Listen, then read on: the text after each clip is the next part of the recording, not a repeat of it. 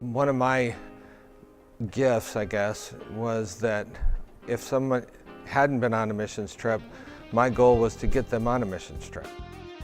When Indiana Wesleyan was going to take a group of students to Croatia, and I had talked to several people, Carl Shepard being one of them, about the opportunity to go. And we had the opportunity to go on that trip. Carl and I stayed together, and just it was an unbelievable experience, the opportunity to minister to the people of Croatia. Probably for years had some interest in missions. Had even thought about going on a missions trip at some point, but never really seriously. I had a friend here at the church, a guy by the name of Steve Foley, who had been on a number of trips, and he kept talking to me about me going on one. I never really thought too much about it, but then one day we were having breakfast together at a Cracker Barrel, and Steve told me about this team that he was going to be on that was made up of IWU students, and he asked me if I would join him. I don't know if it was a weak moment or what, but I said yes, and once I said yes, I was committed. I was going to do it.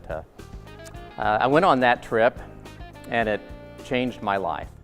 And even beyond that, when you go on a trip like this, you tend to think, well, I'm going to go over there and I'm going to help these other people. But what you find is that the real difference is in your own heart. Well, when something like that happens to you that is so impactful, you want to tell other people about it, and you want other people to experience it.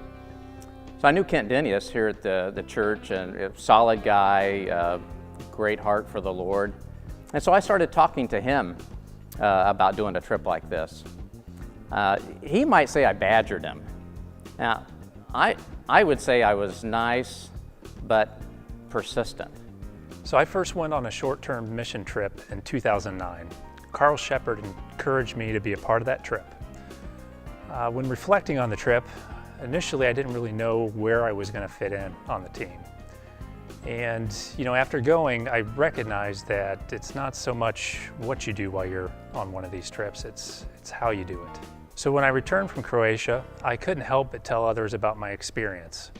So I told my wife Laura and my good friend and accountability partner Jamie Wilson about my experience. I wanted to make sure that others had the same opportunity to have some of the same experiences and exposures that I had while I was in Croatia. So in 2015, the opportunity came up for me to be a part of another missions trip to Croatia. This time I was challenged to lead the trip.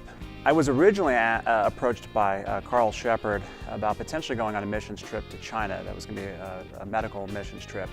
And after some planning, that unfortunately did fall through. But I was approached about maybe 6 months after that by Kent Denius about a trip that he and his wife Laura were putting together to go to Croatia.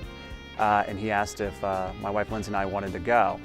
And I wanted to go and answered yes, and probably answered yes before I'd even thought about what we were going to be doing and where Croatia really was.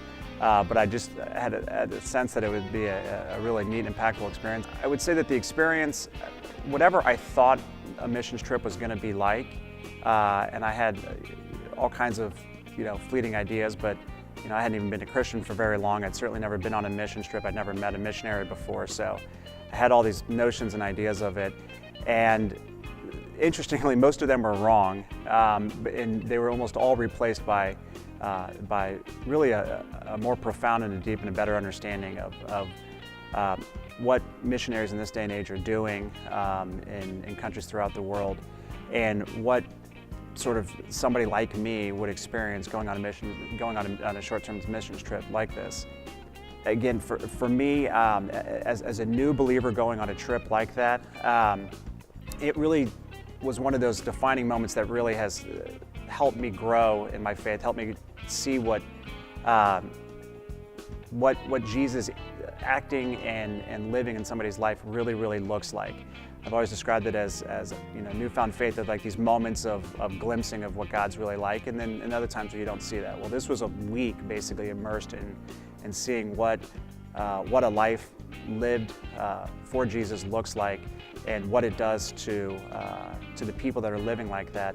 And then obviously the ultimate goal, the ultimate win is seeing what they're doing to share and spread the gospel in a place where unfortunately in this country where faith is essentially dead.